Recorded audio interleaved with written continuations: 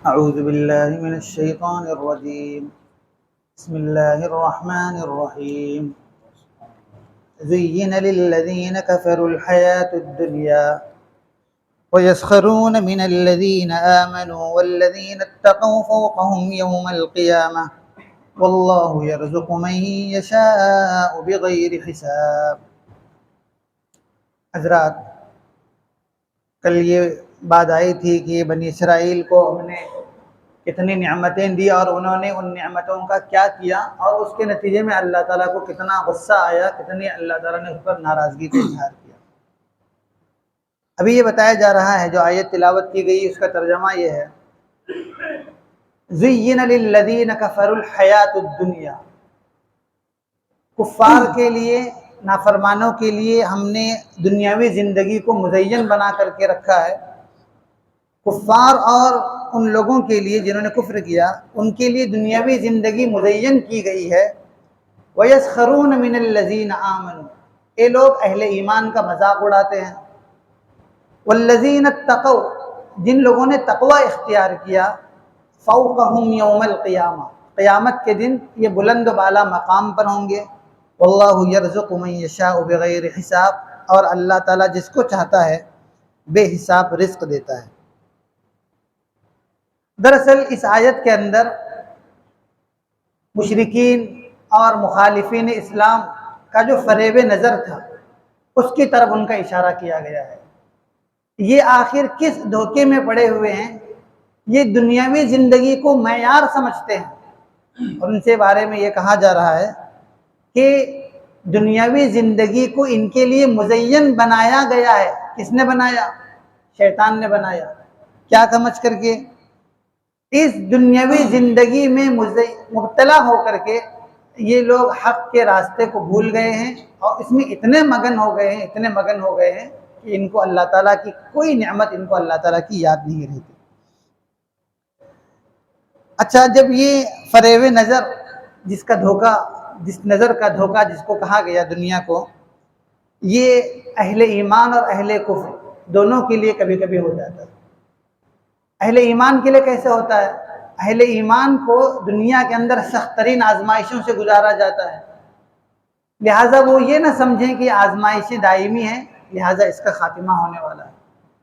اہل کفر یہ جو سمجھتے ہیں، باطل کے لوگ، کہ ہمارے مقابلے میں ہم کو اتنی بڑی وہ آرام اور راحت کی زندگی دے دی گئی ہے، تو ان کو اس پر مطمئن نہیں ہونا چاہیے. ان کے لیے شیطان نے دنیاوی زندگی کو مزین بنا کر کے پیش کیا ہے. اس کا نتیجہ کیا ہے؟ اس فریب نظر میں مبتلا ہونے کی وجہ سے وہ اہل ایمان کا مذاق اڑاتے ہیں. آپ کو معلوم ہے، اسلام جب آیا تھا، اسلام کے ماننے والے کون لوگ تھے؟ قریش کے رؤساء تو تھے نہیں، مکے کے کچھ غریب لوگ، نادار لوگ تھے. ان کے پاس ان کی سماجی حیثیت نہیں تھی کوئی بھی، اس لیے لوگ ان کا مذاق اڑاتے تھے. اسی لیے ہر زمانے میں انبیاء اکرام کے قوموں نے مال کو معیار بنایا. حضرت نوح علیہ السلام کے قوم نے پوچھا تھا کہ ہم ان فقیروں کے ساتھ کیسے بیٹھیں گے، ہم ان ناداروں کے ساتھ اپنی زندگی کیسے بسر کریں گے؟ یہ آپ کے ساتھ میں رہتے ہیں، ہم آپ کے ساتھ نہیں رہ سکتے.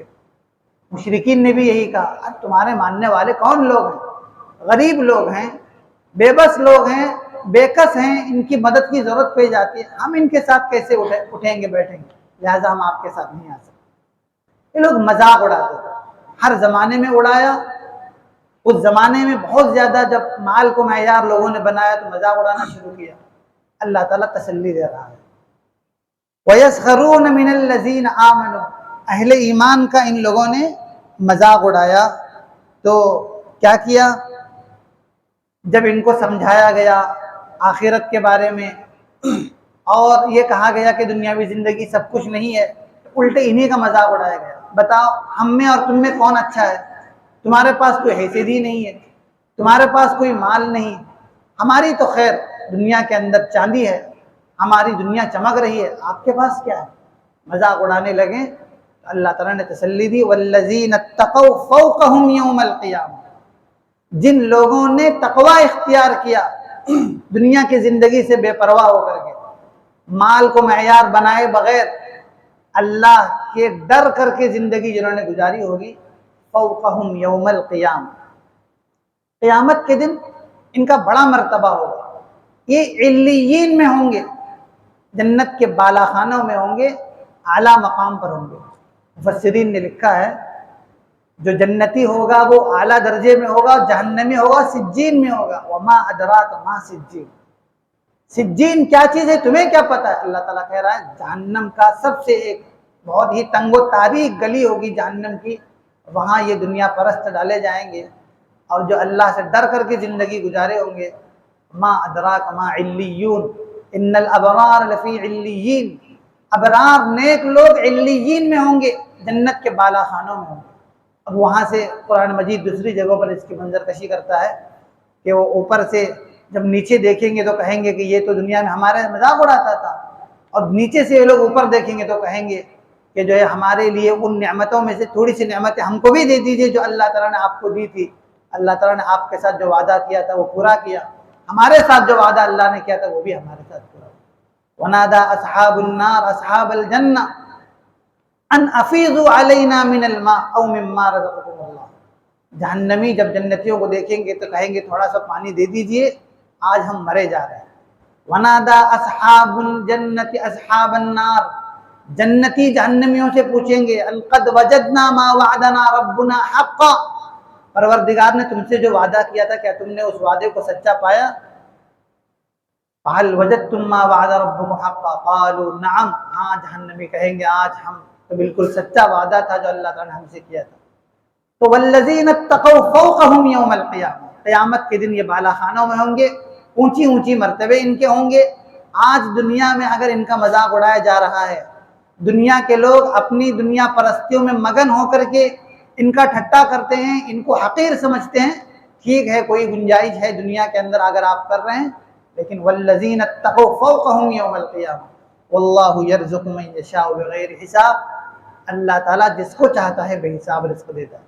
رزق کی جہاں تک بات ہے وہ دنیا کے اندر کسی کو مل رہا ہے تو یہ معیار نہیں ہے، لیکن قیامت کے دن جو اعلیٰ درجوں میں ہوگا وہ اللہ تعالیٰ کا رزق، اصل میں کھانے پینے کی چیز کوئی نہیں کہتے، رزق اللہ تعالیٰ کا فضل، اس کی رحمت۔ آج اگر دنیا میں اہل ایمان اس سے کم درجے میں مستفید ہو رہے ہیں، کل قیامت کے دن ان کو اتنا دیا جائے گا کہ سارے حساب کتاب کے سارے پیمانے اس کے آگے بے بس ہوں گے، کوئی گن نہیں پائے۔ اللہ یرزق من یشاء بغیر حساب، بغیر حساب کے اندر کتنی تسلی ہے بتائیے۔ دنیا کے اندر مال نہیں، بے بسی کی زندگی گزار رہا ہے، پریشان حال ہے، لیکن اطمینان رکھیے قیامت کے دن آپ کو حساب کتاب کے بغیر دیا جائے گا۔ دنیا کے اندر لوگوں کو دینے کا کوئی حساب ہوتا، لیکن آخرت میں جو ملے گا اس کا حساب نہیں ہوگا، بے حساب ہوگا۔ ایک قسم کی تسلی دی گئی ہے، دنیا کے اندر اگر حقیر سمجھتا ٹھیک ہے، آخرت کے اندر تمہارا معاملہ بہت اونچا ہوگا اور بہت اللہ تعالیٰ کی فضل سے نوازے جائے گا۔ آگے آنے والی آیت کے اندر ان لوگوں کی کیا کیریکٹر ہوتے ہیں جو دنیاوی زندگی کو معیار بناتے، کیسے آپس میں جھگڑتے ہیں، کیسے ان کے اندر اختلاف ہوتا ہے، کیسے وہ اپنی دنیا پرستی میں مگن ہوتے ہیں، اس کا تفصیلی تذکرہ آ رہا ہے۔ اللہ تعالیٰ سے دعا ہے کہ اللہ تعالیٰ ان آیات پر غور و فکر کرنے کی توفیق نصیب کرے۔ وآخر دعوانا الحمدللہ۔